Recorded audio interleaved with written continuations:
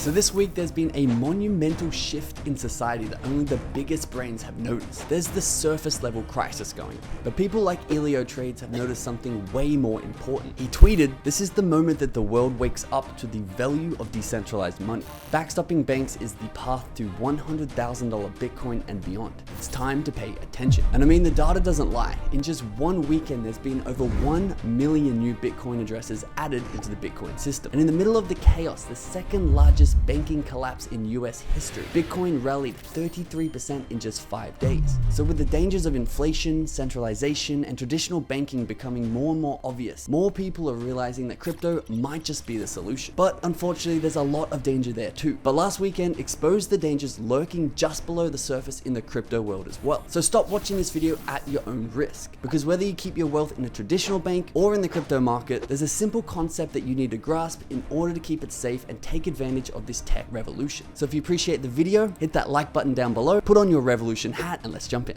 So I was on a cruise ship for my mom's 66th birthday when all these shenanigans started going down. But I came across Naval's big brain tweet that really cuts to the surface of the issue. He tweeted, "Someday we'll look back and realize there were only two banks all along. The first, the Federal Reserve, a fully centralized bank and all of its little branches. And the second, Bitcoin, the fully decentralized bank and all of its stepchildren." So it's important for us to rewind the events of last week to see exactly what's happening. Starting with what Naval refers to as a branch of the only centralized bank. And that is, of course, Silicon Valley Bank. If you don't remember what happened here, here's a really fast and loose recap. Silicon Valley Bank were a little bit silly and decided to put $100 billion into 10-year government-issued bond. The Fed then hiked interest rates, which crushed this $100 billion down to about $77 billion of value. Whoops. But that's okay, because all Silicon Valley Bank had to do was wait 10 years until their bonds matured and they could take out the full $100 billion plus their whopping 1.6% interest per year. So naturally, they didn't want to touch this investment. But then a lot of Silicon Valley Bank customers wanted to withdraw their money for a variety of reasons. Silicon Valley Bank obviously did not have enough cash on hand to cover these withdrawals, and they were forced to touch what they didn't want to touch, their $100 billion down to $77 billion investment, and they lost a lot of money by accessing this. The rumors of how Silicon Valley Bank mismanaged their money continued to swell, and more people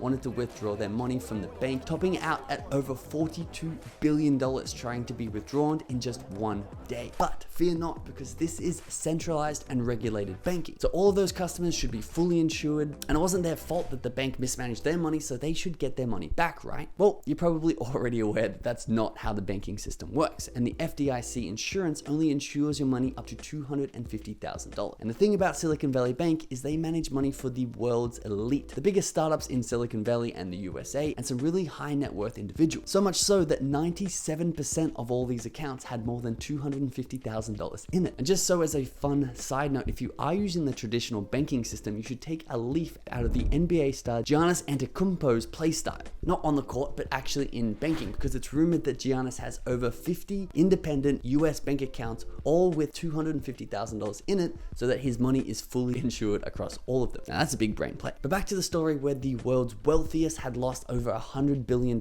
in mismanaged funds. This is where things get really interesting, because the US is not a true capitalistic society. In fact, you have capitalism for the poor and socialism for the wealthy, because that's exactly what happened here. The Federal Reserve, as Naval refers to as the only one centralized banking system, decided to step in and cover the losses from Silicon Valley Bank. And Silicon Valley Bank technically does have a lot of these that are just locked up in 10-year bonds and will be able to help pay off their customers. But it begs the question, who really is footing this bill? And I think you know where we're going with this, and you probably already understand the concept. Of course, the hard-working individual middle class of the US will eventually be the ones paying off this bill just over a really long period of time disguised as inflation. Okay, but wait a second, Benji. Wait a second, Naval. Didn't crypto, the decentralized alternative, the decentralized bank of the world, actually struggle during this time as well? I mean, the USDC token depegged from its $1 all the way down to 89 cents. So surely crypto is not the answer to these problems. Well, yes, USDC did have a really rough time last week being caught up in the mix, but you have to understand the nuance in order to understand how to take advantage of this tech revolution. Because the story goes that Circle, the company that owns the USDC token, they boast of having one-to-one back collateral. For every $1 that goes into Circle, they keep that cash on hand so that at any time you can go from 1 USDC back into that cash. Hence why it's always going to be pegged at $1 because you can always exchange it for $1 as long as they have the cash. And at the time, USDC were worth over $40 billion. SVB was going down. Circle actually announced that they had $3.3 billion of their assets banked with SVB. Now at the time, Circle did have over $40 billion of total assets, so 3.3 billion is only about 8% of what they held, but it symbolized something much bigger. The USDC for the first time was not fully one-to-one backed by their assets. And naturally, as a free market does in a capitalistic society, the USDC token crashed about 8%, which is the percentage of their assets that were compromised, down to about 92 cents. Now they did hit an eventual low of 89 cents, and that can be explained because the crypto community had some pretty traumatic flashbacks of the last time a token depegged of UST from Luna, when that absolutely blew up and took $400 billion out of the crypto market. But here's the most fascinating thing about this entire story, because for a long time in the crypto world, people are referring to the flippening as when Ethereum's market cap is bigger than Bitcoin's market cap. But there's a much more important flippening going on in the world if you haven't caught it already. Because for the first time ever, the question is not how can we protect the banking system from the risks of crypto, but the question has become how do we protect the crypto world from the risk of the banks. Because the problems that USDC faced over the last week are only because of their association with traditional banking and their Ponzonomics. Let me explain. If you go to Circle's transparency page on their website, they say that they're one-to-one back, $1 for every 1 USDC and €1 for every EuroC. But depending on what token you invest in, you can see that Circle are giving between 20 and 100% of their reserves to the traditional banking system. And if you're unaware of the Ponzonomics and how the traditional banking system work, they use a system called fractional reserve banking, which means they only have to keep 10% of your assets on hand at any time, and 90% of your money is uncollateralized. In fact, they depend on other customer deposits to pay you if you want to withdraw it. Remind you of anything? And in fact, since the COVID banking update, some banks are actually legally allowed to be operating with 100% of your money not on hand.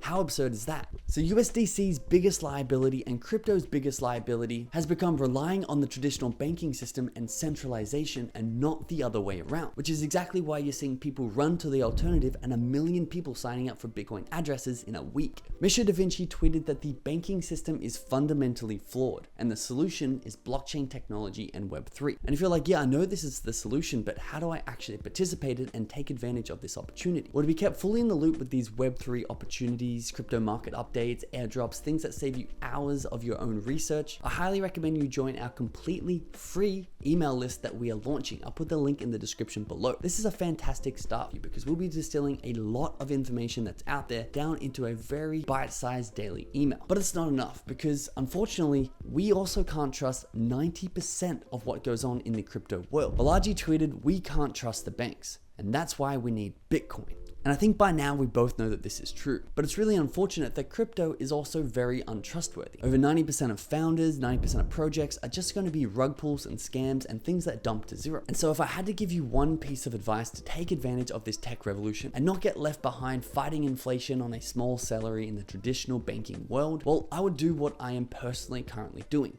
And that's finding people way smarter than me in this Web3 space and learning from them. People like Chamath, Gary Vee, Balaji, Naval, Mark Andreessen, and even influencers like Alex Becker. Why? Because another beautiful thing about the Web3 world is for the first time, it is fully transparent. So not only can we listen to what these experts are saying on Twitter or in interviews, but we can actually see what they're doing with their money every single day. So we actually built a wallet tracking software for our Patreon so that you can see when a big influencer like Alex Becker buys or sells a crypto or NFT project before he shills it to his millions of followers. We've actually been working on something very awesome behind the scenes that we haven't talked about yet. And there's nothing out there right now that exists that does what this software will do. Now, of course, we'll be giving this to our Patreon members and we will be increasing the price of our Patreon. So if you're not in, get in before we launch this feature. I'll leave the link in the description below for those of you who want to get ahead of the mainstream. And for everyone else, I'll see you in the next video.